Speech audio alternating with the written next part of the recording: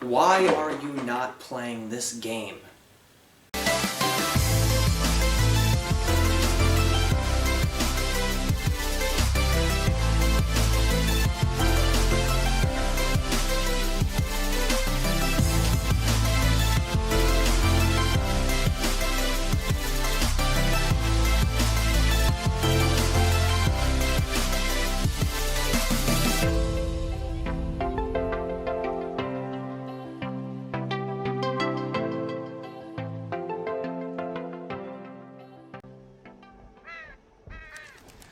Welcome to a new series from Game On called Why Are You Not Playing This?, where we will fanboy over some of our favorite board games and other games we think that you should try. Today, we're going to start out with one of my favorite board games of all time, Mansions of Madness 2nd Edition. A game for 1 to 5 players, this is my go-to game when I don't have time to write a Call of Cthulhu RPG, or none of my friends have the time or the desire to run a Call of Cthulhu RPG. It's a board game that uses an app to run the game, unlike the 1st edition, which is what's really nice because even in quarantine, I can still play this, all by myself. Yes, this game uses a free app you can get on Steam or any of your favorite device play stores.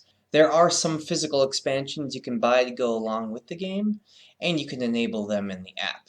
I happen to mainly use the Steam app for my large computer screen. I don't have all my expansions with me, so I'll only have a few of the 7 enabled. The fun thing about having more expansions, though, is having more tiles for the game to use, which has, in my experience, changed the layout of this game a couple of times. Not everything can be perfect. One of the few things this game does wrong, in some people's opinions, but it's actually the reason why I enjoy it so much, is the trademark Fantasy Flight decadence with game pieces. I mean, just look at this box. I needed one of the expansion boxes just for the minis. The game does come with some pretty cool stuff. All your learning to play and all of your instructions. However, it's also got tons of tiles, tokens, and cards. Very similar to what you would get in Arkham Horror if you've played that. Now, just like Arkham Horror, I actually end up using these sewing and craft Tupperware holders just so I can keep everything up, because as you can see there's a lot of small pieces.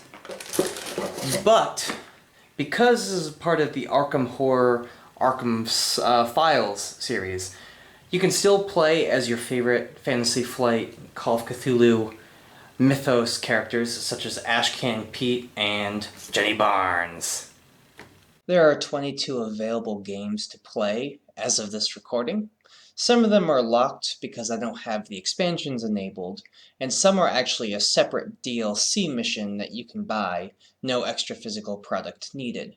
All the missions have a brief synopsis and a wildly inaccurate expected playtime and a somewhat accurate difficulty meter. Note that some of these maps are huge and have moving pieces.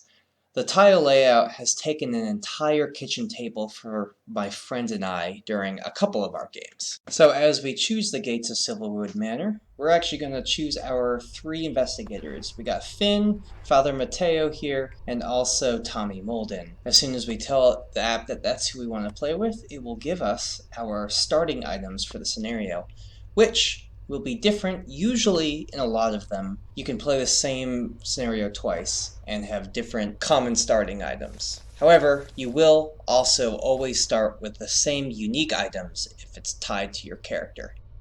So what I did was I ended up giving, let's see, what did I do here? I gave Finn the gambler's dice and the machete. Becky automatically goes to Tommy, and I gave him bulletproof vest. And I gave the ritual dagger and poison mist to Father Mateo. You can choose where they go at any time, and that's pretty cool. So it looks like it's time to get started.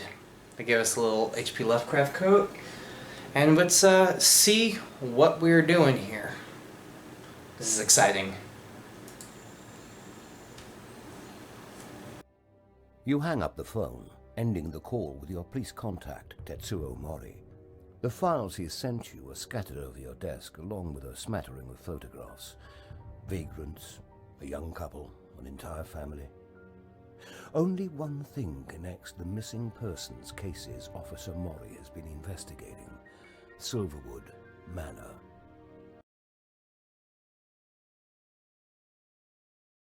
The app will tell you how to set up the game and where to put all the starting tiles and the starting tokens. Because of this, each game is a little bit different, so you gotta pay attention to the app, but that's what's really cool about it. And just as the app asked me to, I set it up. The lobby, though I used another token for the officer. This is a tile laying game. Because it is a Mansions of Madness game, we are expanding this mansion. Here you can see that Finn is actually going to explore a new area, and it's expecting us to put down the stairs tile. As soon as we get it done and we click all through our continues, the app will tell us to build that room specifically for this mission. Now this tile might be used in another mission, but specifically for this one, it looks like we have some things to investigate. And just like that, we now have another tile. Tommy Molden, our resident police officer, would like to speak with the police officer in charge of this investigation. And as you can see, there is actually interactive people in this game. So there is a little bit of cool story behind it when it comes to talking with NPCs. Not every NPC will have lots and lots to say. But what's cool, again, is that now we learned a little bit more about the mystery that's going on here. So the character sheets have 6 statistics: strength, agility, observation, lore, influence, and will, all telling you how much dice you're supposed to roll. You'll also have stamina as well as willpower. And you'll see at the bottom of the sheet that there is also a special power that each and every character will have that can help another character out in the game. If you flip over the back of the sheet, you're going to see the special kind of flavor text that each character has. And they're really fun to read if you're trying to get into character.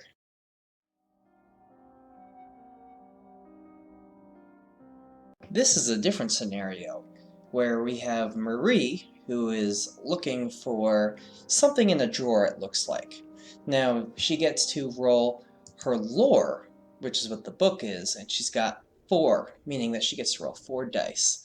So she's going to roll the 4 dice, and it looks like she's got herself 1 success and 2 clues. So she's going to spend the 2 clue tokens, make it into 3 total successes, and it looks like she is lucky enough to pass. This is another scenario I don't really mind showing you the fight from. It looks like Maria's in a scuffle from the cultists. Uh-oh, what's she gonna do about it? Well, she's got herself a bladed weapon, it looks like, and she gets to use her agility. So, wow, lucky her, she's got 4 successes in a row, plus her bladed weapon does 1 damage, and it says the test result plus the damage. So boom, that's 5 damage and just enough to take out the cultist. Again, I don't want to go too far into this and spoil everything for you, but I do want to show you that look at how different this layout is from when we first started. That's why you need such a big table. Or if you're like me and you can't fit a table in your room, you have to play it on the floor. Because every piece tile that gets laid out makes the game board bigger, and they shift around. So it can go from a small piece of couple of tiles to a very large game, and it's really cool. That's one of my favorite parts about this game. As a quick aside, I just want to let you know that you can use these tiles if you want to run a Call of Cthulhu game and you want some help thinking about what the inside of a mansion could be like. You can use this as your tiles if you use minis in Call of Cthulhu. I didn't show you the ending. I actually tried my very best not to show you too far in to the adventure. I didn't want to spoil anything. I showed you a little bit further in than I probably would have wanted to, but I wanted you just to see how big the map, or how much it can change. It's a board game that has Lovecraftian elements. It's horror. It's kind of like Call of Cthulhu. It's got an eerie ambiance. It's got an awesome app. It's got cool sound effects.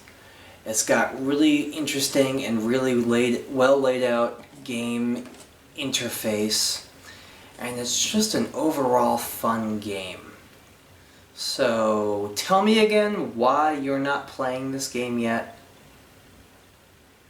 Hey guys, if my incessant talking about the Call of Cthulhu role-playing game in this video has piqued your interest, make sure to go check out Blue Dragon RPG and Zero's Hobbies. I'll have the links in the description if you want to learn more about the starter set. Thank you guys for watching.